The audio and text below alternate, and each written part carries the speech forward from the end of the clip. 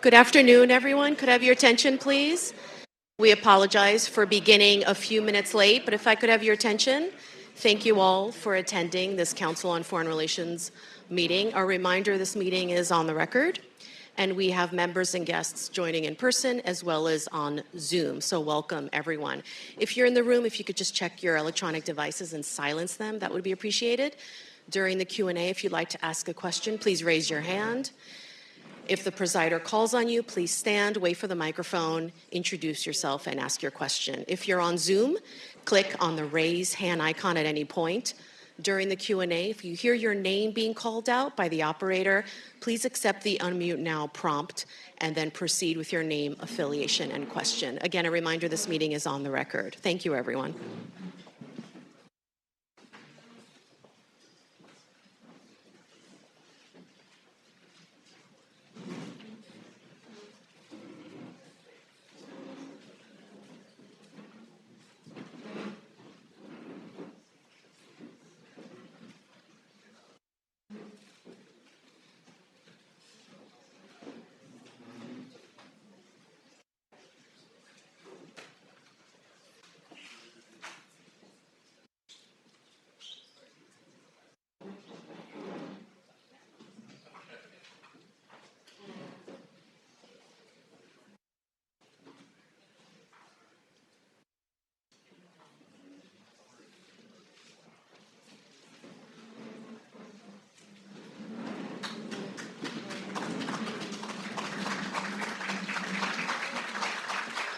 Yeah, you're going to go take the room.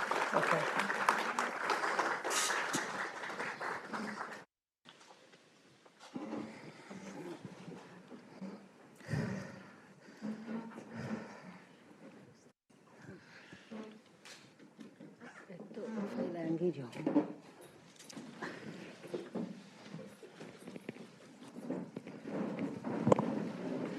Good afternoon.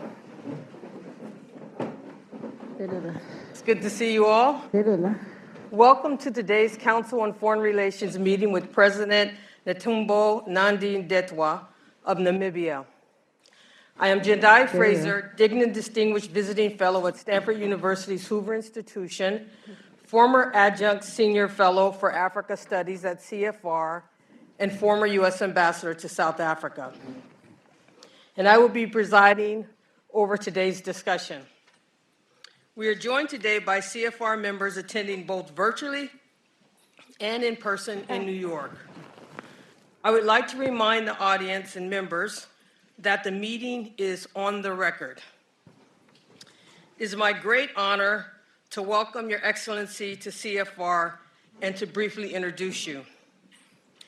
Dr. Nandi-Ndaitwah is the first female president of SWAPO and the first female president of the Republic of Namibia. She's done tremendous work for her country and for Africa, and I think you can see it globally. You can see her bio on the back of your programs. You can read her full bio. So mine will be a brief introduction. What I'd like to say is that she's held these high-level political and ministerial positions within SWAPO and the government for over an uninterrupted period of 57 years. She joined SWAPO at the tender age of 14 years old, was arrested, went into exile into Zambia, attended school in the Soviet Union and the United Kingdom, advocated for Namibia's independence and for women's welfare in UN councils and in global fora. She became the first Namibian Minister of Women Affairs and Child Welfare for the country, then went on to be Minister of Information and Broadcasting, Minister of Environment and Tourism, Minister of Foreign Affairs, Deputy Prime Minister, Vice President, and then she was elected as President on 3 December 2024 with 58.7% of the vote, and inaugurated to assume office on 21st March 2025. What an impressive history. Thank you.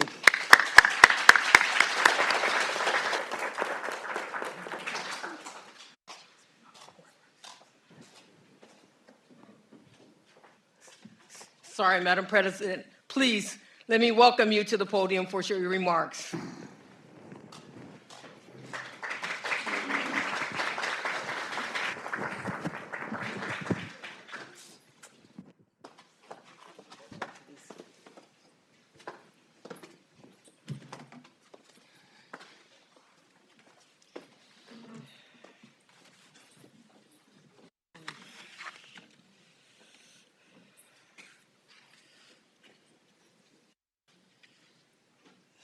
Thank you very much for that introduction. Distinguished members of the Council, ladies and gentlemen, I'm glad with my delegation to be here today in engaging the Foreign Relations Council. As you know, we are at a time when Namibia and the African continent stands at the threshold of new opportunities and transformation. First, I can talk about enhancing the demographic dividend. Namibia is a youthful nation. Above 70% of our population is under the age of 35. And this demographic profile is one of our greatest strategic assets. We believe so in Namibia. We are therefore placing human capital at the center of our developmental agenda, strengthening education, digital access, vocational training, and pathway into innovation and enterprise. Hence, when I took office on the 21st March this year, one of the commitments we have made is to waive registration and tuition fees for universities and vocational training in order to allow a Namibian young person to have access to education as part and parcel of human capital development. Then we come to the issue of gender and human rights. Namibia is taking a deliberate step to institutionalize gender equality and advance human rights. I'm standing before you as the president or head of state, and I'm serving along a female vice president, a female speaker of the National Assembly, and a secretary general of the SWAPO party, the ruling party in Namibia, who is also a woman. As well as I can say, I shouldn't be the one to say that, but I believe you'll be impressed to say that I have 57% women representation in the cabinet. And I've done this to affirm that equality in leadership is not symbolic, but it is structural. To young women aspiring to political leadership, my advice is this: lead with competency, act with clarity, and refuse to be defined by convictions. Your future is in your hands, and with integrity, the sky is the limit. Then another area of importance is national development and strategic sector. Our national agenda is anchored on structural transformation and economic diversification beyond primary commodities and building productivity capacities in key sectors, including oil and gas, green hydrogen, agriculture, and agro-processing. And all this have to be supported by our mining sector and, of course, other economic sectors such as tourism, fishing, among others. Together, these sectors form the pillars of our growth strategy alongside investment in infrastructure, logistics, and, as I mentioned earlier, human development. Namibia is a coastal town, and we have positioned ourselves to be a logistic hub and to create corridors from our hub to our neighboring countries, with particular reference to Zambia, Zimbabwe, Botswana, who are the landlocked. And that's why we took a deliberate decision and to give them land for them to develop dry port. We believe that's very strategic for regional cooperation, economic development, and for our region to have meaning with the passing of the Africa Continental Free Trade Area, though I'm going to mention it as I proceed. Another area that I feel I will share with you is the critical minerals and the value addition. Namibia is endowed with critical minerals, and we have decided that value addition is a key. It's very important to enable us to fully benefit from our natural resources. It's a fact of life that for too long, African natural resources have been leaving the continent and processing. That simply means Africa was transporting labor to other continents, thus leaving African young people unemployed and sometimes forcing them to risk their lives on the high seas, trying to follow their jobs, which were transported. We therefore, as a government, have decided that value addition is part of our strategy so that we can benefit to our resources, generate jobs, technological transfer, and of course, together with the investors, we share value of those resources. Another important area is regional integration and trade. Namibia is a strong proponent of regional integration through the Southern Africa Development Community, SADC, the Southern Africa Customs Union, SACU, and the Africa Continental Free Trade Area. We are committed to building resilient intra-Africa trade system. I'm happy to inform you that recently Namibia dispatched its first export using the African Continental Free Trade Area framework from the port of Walvis Bay. This marks a tangible step towards realizing the promises of unified continental market, enabling small states like ours to scale production and access new opportunities. Another area of importance is international partnership and bilateral relations. Namibia, as we all know, is a baby of the international community. And with our independence, we find it appropriate to have a strong international partnership as well as strong bilateral relations.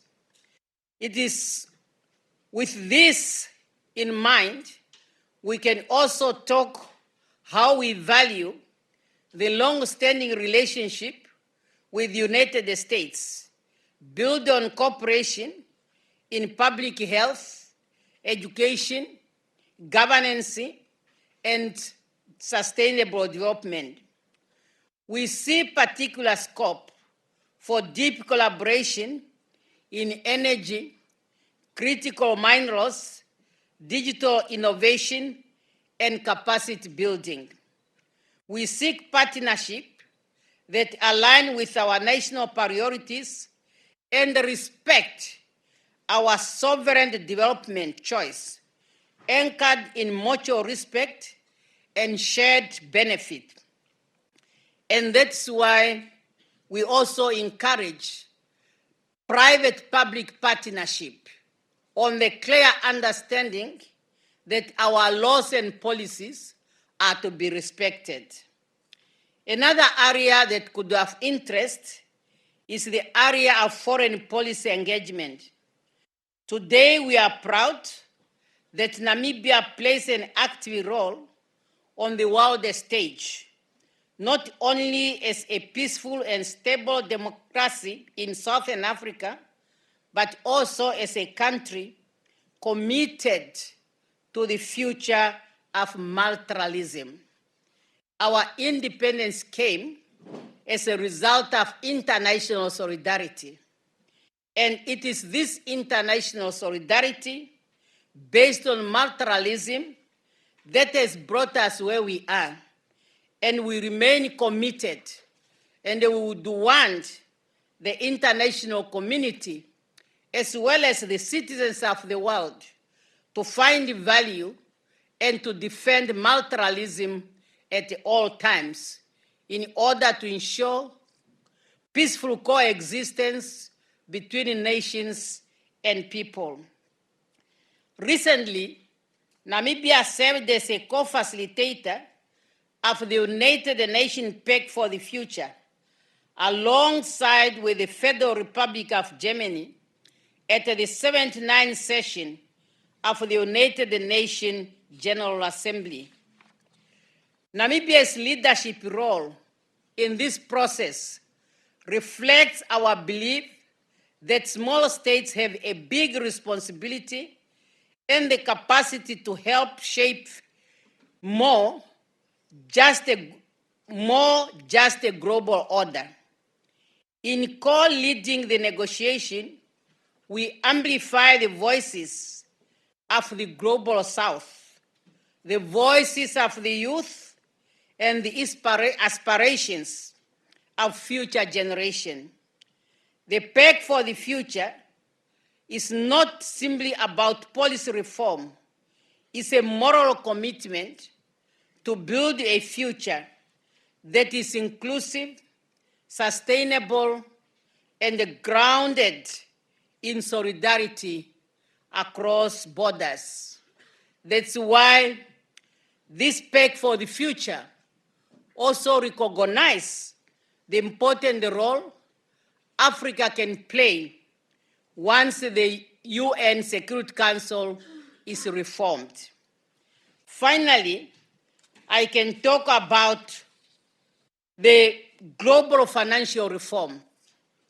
As part and parcel of the globe, we need to benefit from the resources of the globe.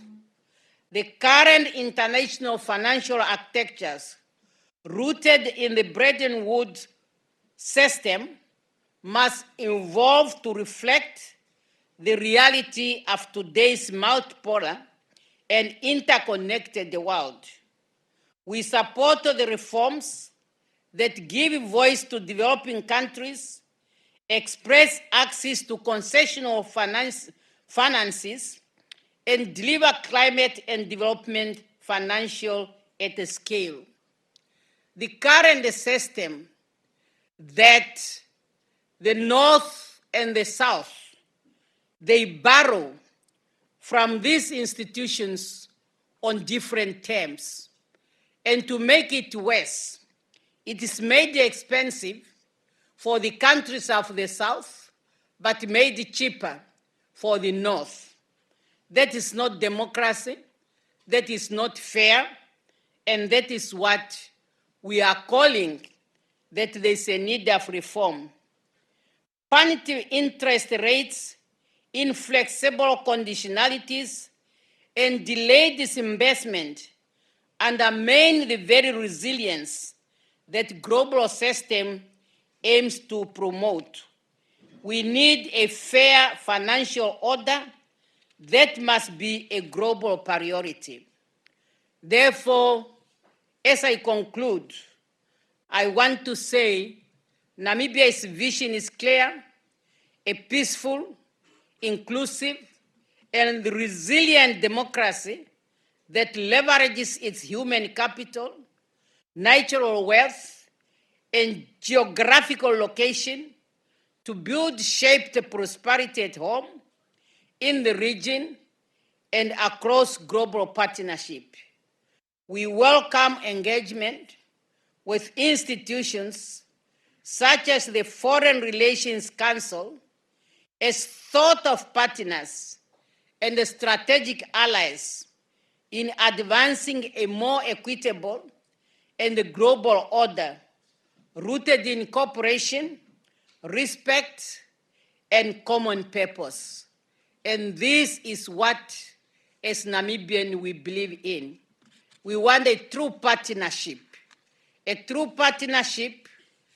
is based on respect, that is based on trust, as that is the only way we will be able to talk about shared prosperity across the globe.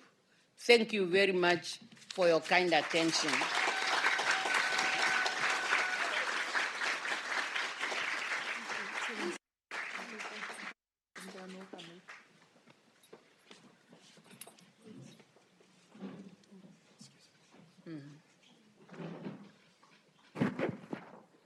It's okay now?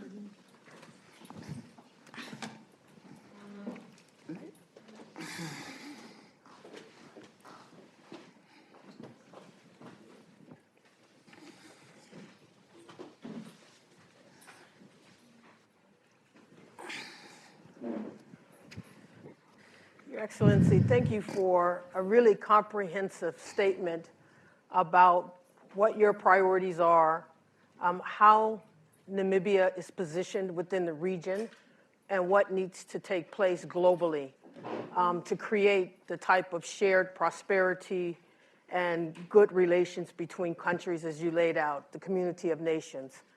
Now, you have been president for less than a year, but you've been in a struggle for more than 57 years. I would just like to start by asking you, how do you feel as the new head at the helm of your country with all the authority, with all the privilege of leadership, and also the burden? And I am putting an emphasis on how do you feel?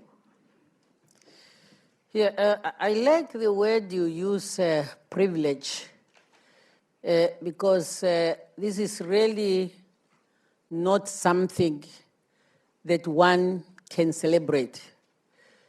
It's a privilege, it's a responsibility, it's a sign of trust the people of Namibia have placed on me. And how I feel is that I must do my best together with the team that I have put together to assist me in fulfilling the mandate which the people of Namibia has given to me. It is a responsibility. It has to be done. It's not impossible, but definitely it's not a walk in the park. The people want quality service delivery. People want tangible developmental programs. I must tell you that the past 35 years, we have really done a lot, looking at where we were coming from to address the injustice of apartheid, which has really divided the people in accordance to their color. And there's quite a lot of work that was to be done in the developing the structures that will be accommodative to all Namibians. And that is the strong foundation on which we are building on. But the challenge we are facing, among them is unemployment among the youth. We have just received our statistics, our data, which gave the unemployment rate among the youth at 44.4%. That's a task. And I believe working together, Namibians as a team, and with all our partners, particularly the investors who are coming in, we will be able to move a step in order to address the unemployment, which is translated to poverty. You know, if you are unemployed, you are not be able to feed yourself, you are not able to take care of yourself. So what I'm really feeling is that the people trust me, and I should do my best to live up to their trust. But you remember, it's a country you are talking about, and that's why I say the team that I have put together, particularly in the cabinet, those are the people that we need to speak and to act with one voice, that what we need is to perform what the people want us to do. I can tell you our campaign was guided under the theme, unity in diversity. We have to maintain the unity that we have in Namibia. Natural resources beneficiation. We need value addition. For youth empowerment, we need to empower our youth with education. We need to empower them economically. And then we need also to bring about sustainable development. So that is what I'm feeling, that I have a responsibility, and I should do my best to perform that responsibility. Thank you. It is a heavy responsibility. Thank you. You, in your inauguration, you did mention that your top priority is unemployment. And when you look at Afrobarometer polls from, from 1999 and on, unemployment has been the key, right? The population has said that the thing that they want the government to solve the most is the unemployment. But yet your mining sector employs very few. And so that's where the beneficiation comes in, the value addition. But I wonder, it's going to be a huge challenge. Namibia gets most of its trade is with South Africa, right? You're trying to create that regional trade integration so that you could have a bigger market.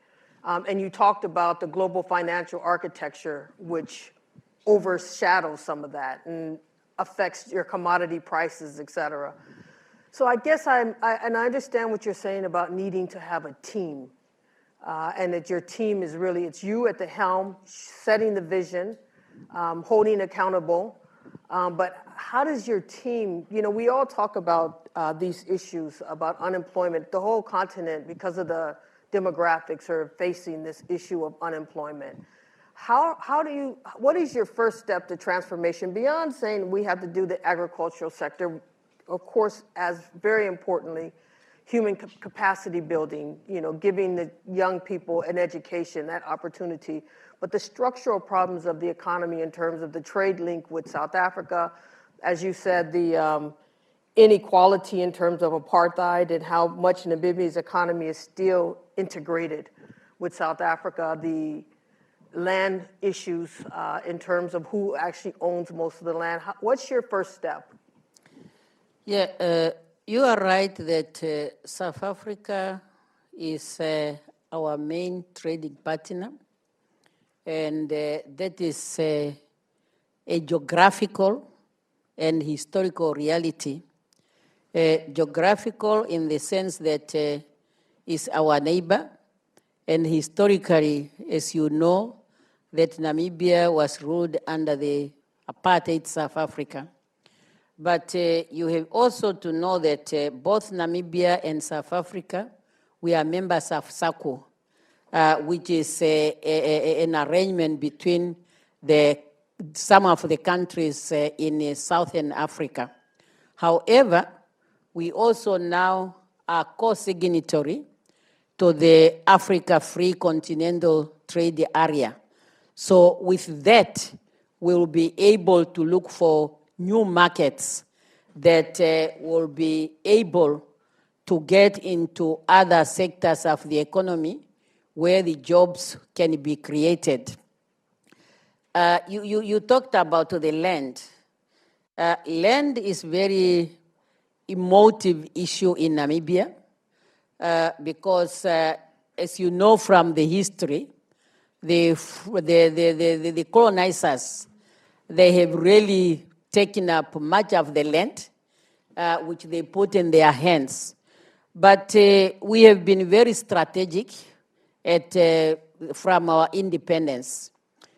One of the things that our founding president has really helped to stabilize to stabilize the situation when we had a policy of national reconciliation. And our constitution was also very protective up to now when it comes to issue of the land. So that's why initially we have to adopt a policy of willing seller, willing buyer, so that those who are having big land, they can make it available for others to buy it. As the process was moving slow, then we have to change, and we put some taxes on the land. So we are really approaching it in a way that we are embracing one another as a country, as citizens, or as Namibians. And then the job we are creating, you are right, we are setting ourselves that in the next 5 years, we would want to create at least 500,000 jobs. And these jobs have to be created in different sectors of the economy. And new sectors we discovered that we need also to develop them is like sports and creative industry. They have never been really a priority, but we make them as part of our priorities. As we know that when you really invest in creative industry and allow people to bring out their talent, in the process you create a lot of jobs. And the same applies with sports. So we want also to monetize sports so that it can take quite a number of your young people to be interested in it. Yes, our economy is mineral-based, and that's why we talk about value addition. What we are asking now is that the investors, they should not just come to Namibia and then extract, but we are asking them to put up the processing centers in Namibia. So that in itself, it will also help us to create jobs. It's another way of restructuring our economy. We no longer want to have an economy which is just based on extracting our minerals and ship them out. But we are now saying we are structuring the economy so that we become the producer and the processor. So that is really how we are planning in order to create the jobs that we want and for the people of Namibia to have a maximum benefit from our natural resources and not to be selfish to the international community. Let me ask you about your energy mix. Clean energy, oil and gas. I think you guys discovered a lot of oil recently. Nuclear, is that part of the future there? You produce, I think, the second largest producer of uranium after Kazakhstan. How do you think about the energy mix that's necessary to get the industrialization that you're looking for? Yes, you are right. You cannot really industrialize without energy. And we have already taken a decision to embark upon energy mix. Energy mix simply means the current conventional energy that we are using, the hydro energy, and then we talk about the clean energy. We have all what it takes to make the clean energy or renewable energy. We have the sun, we have the wind, we have the wave. So this is what we are using. And now the most strong energy is the nuclear energy. So we have already made a clear policy announcement on that, and we are now just developing it further so that it is part of our mix. Without energy, you cannot really industrialize. And we have also set ourselves that moving forward, we would want to see that in each of our 14 regions, there must be an industry, which will be determined as to what is the strength of each region, of each region in Namibia. It is possible. We are not doing it for ourselves as a country, Namibia, but we are thinking of the Southern Africa, we are thinking of Africa, we are thinking of the world. Currently, we are exporting our beef and charcoal in the United States is coming here. We are also exporting our beef, fish, grapes to Europe. We are exporting that. We have also now the blueberries. So with all this new product coming into our market, definitely we'll be able to create the jobs and we'll be able to have the industries as appropriate. Well, that brings me to, and then I'm going to open it up to Q&A so that I'm not being selfish as well. But that brings me to the question of trade. Again, I'm coming back to trade. Now you're talking about global trade. And there's a lot of uncertainty right now with, the tariffs coming from the United States and, the way in which those tariffs are being used not only for economic reasons, but also for geostrategic and political reasons. How does Namibia feel in this environment? Lesotho was hit pretty hard. South Africa clearly is being hit quite hard with 30%. Lesotho, I think, is back to 15%. I think Namibia might be 15%. How do you see this environment? And what can Namibia working with other countries, not just African countries, do to try to stabilize or at least have greater certainty in the international trading relationships? You see, with what we call global village, any move economically in any part of the globe that is not positive, definitely one way or the other, it has to have a negative impact into the whole global economy. You remember the world recession that happened years ago.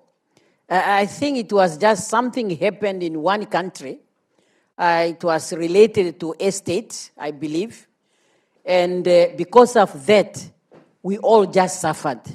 So the same is applying now. And you see, when things are happening, there are always disadvantage, but there may also be an opportunity. And it is quite important, particularly Africa and the South, the global South, to strategically position themselves for any eventuality, because you cannot predict what is coming. But for us, the global South, we really need this time, we need one another so that we can survive in whatever situation that may arise. Namibia cannot do it alone. We work within SADC, we work within the African Union, and we work within the Global South institutions that are there. Thank you. Thank you. Let me open it up. Yes. So let me read. At this time, I would like to invite members both in person and virtually to join our conversation with their questions. A reminder that this meeting is on the record.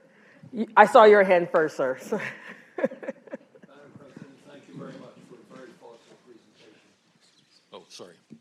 Madam President, thank you very much for a very thoughtful presentation. I had the opportunity to go to Namibia when Chief Kutako was still alive years ago. When who was alive? Chief Kutako. Kutako. Yes. Wow. And had a chance to meet him, which was a long time ago, and I've had the opportunity to go back fairly regularly. I would be very interested in your thoughts, and you mentioned international collaboration. When you compare what the United States is doing and what China is doing, because those two countries are obviously very active, or one is very active, one is saying it's very active, not quite the same level. But I wonder if you could compare China and the U.S. and what you have learned works best in terms of outside countries providing support for Namibia. Then it was Southwest Africa, actually. So it's been a long development period, and I want to congratulate you and the people of Namibia for what you've done, and particularly yourself with your new ideas. I'd like to know where your new ideas lead, and which countries, and what kind of policies would be the most effective for supporting what you're doing. Thank you very much. First, I'm interested on the history you have about Namibia. When you even met Chief Kutako, whom I have not met physically.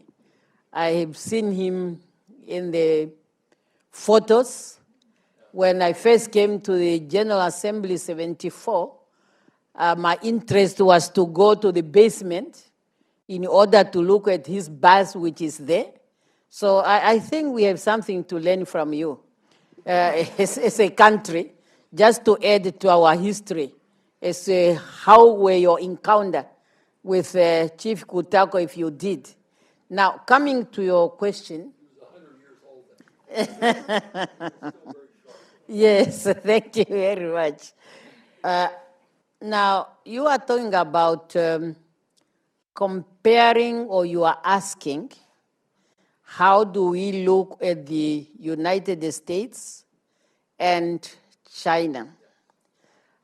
In my introduction, I said, we are for partnership, and we want a partnership that is based on mutual respect, a partnership that is talking to our developmental priorities, and a partnership that is based on the trust that you can also predict as to what possible will be the next statement in that partnership. So that is really what we are looking at all times in our international relations, in our diplomatic interactions. We are looking about a true partnership. Yes.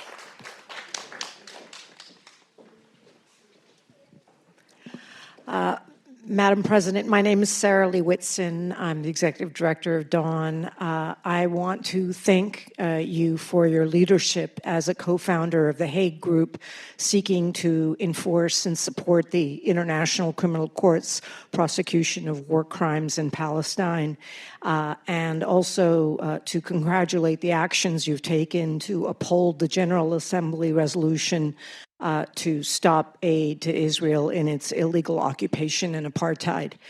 The question I have for you is, what do we do in the face of this genocide when we are perpetually blocked by American Security Council vetoes? I don't know, is it 4 or 5 or 6 now? What does that mean for multilateralism when the United States' veto and continued weapons to Israel is what allows the genocide to continue?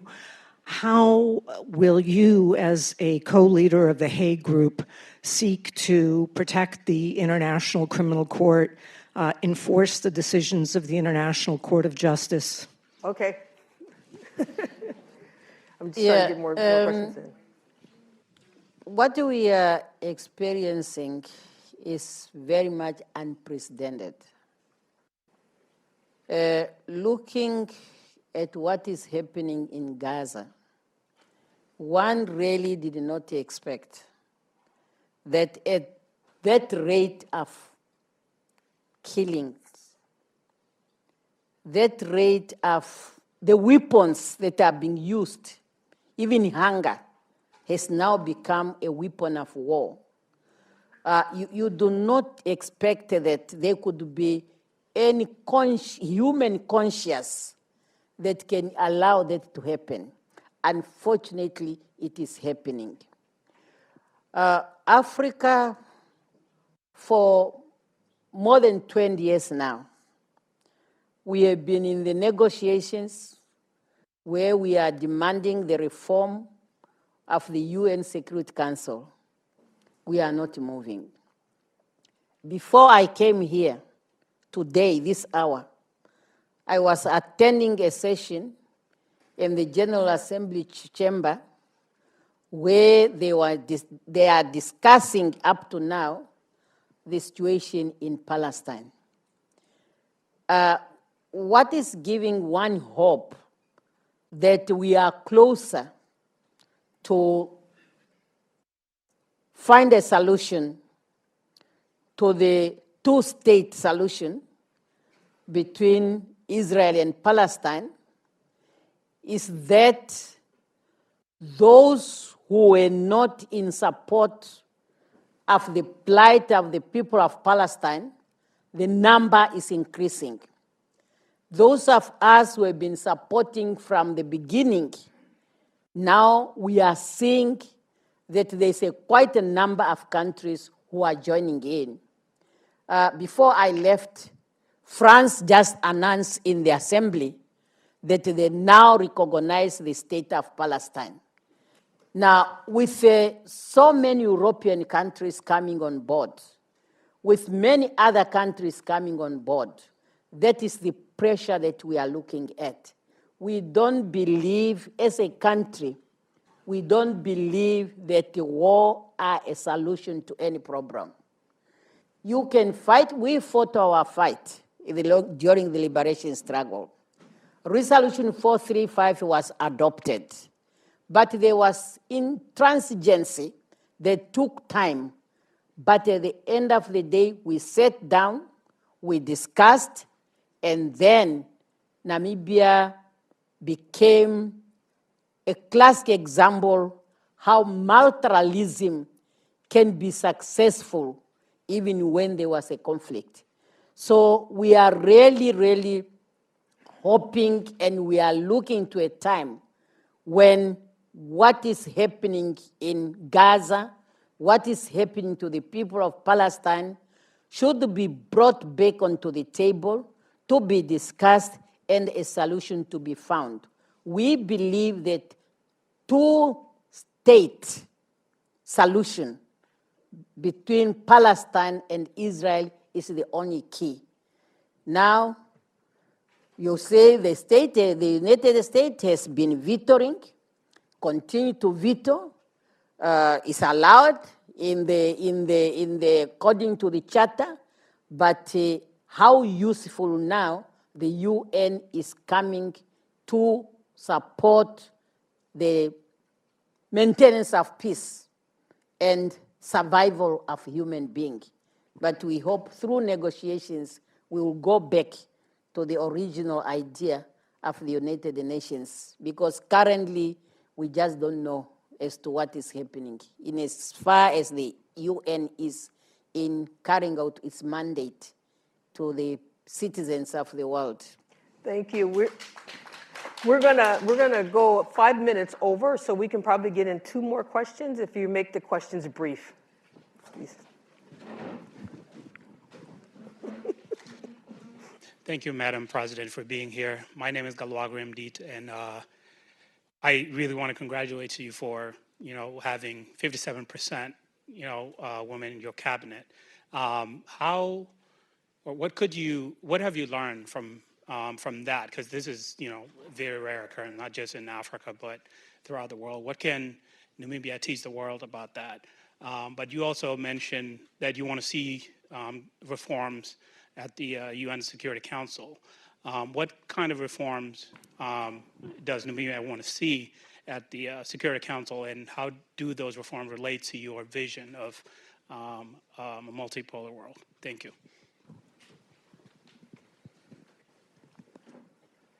Yeah, the reform if I have to start with that one, and then I'll come with our experience with 57% of women. The reform in the Security Council, currently, now the UN is celebrating 80 years of its existence. By the time the UN was formed, the membership was very low, but today is coming closer to 200. But the institutions remains the same, particularly the Security Council. You still have 15 members that include 5 permanent members, and then the others are a rotation. And you have a region like Africa. First, we don't have a permanent seat in the Security Council. And even the rotation, the number is just 2, 3 in the Security Council. And you are talking about over 50 countries. And because of that, there is no really good balance in the Security Council. And that's why we are saying, let Africa be better represented in the Security Council. And if the veto will still be there, we must also have a veto power from the Africa. Then you have a better balance in the Security Council.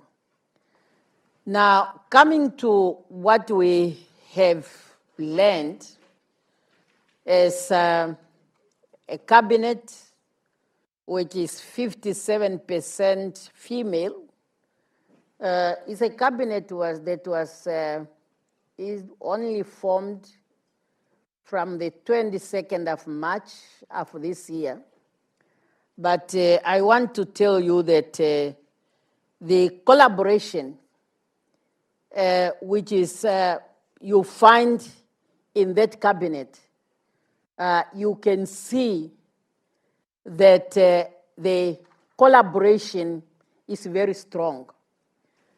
In fact, I have to tell you that in the appointment, it was not a design. It was not a design. I was just looking at what skills I need, what capacity I need, and then you now look at broadly Namibians, particularly those in parliament, and those you can pick, because the Constitution allows the president to appoint 8 people into parliament who can also be in cabinet.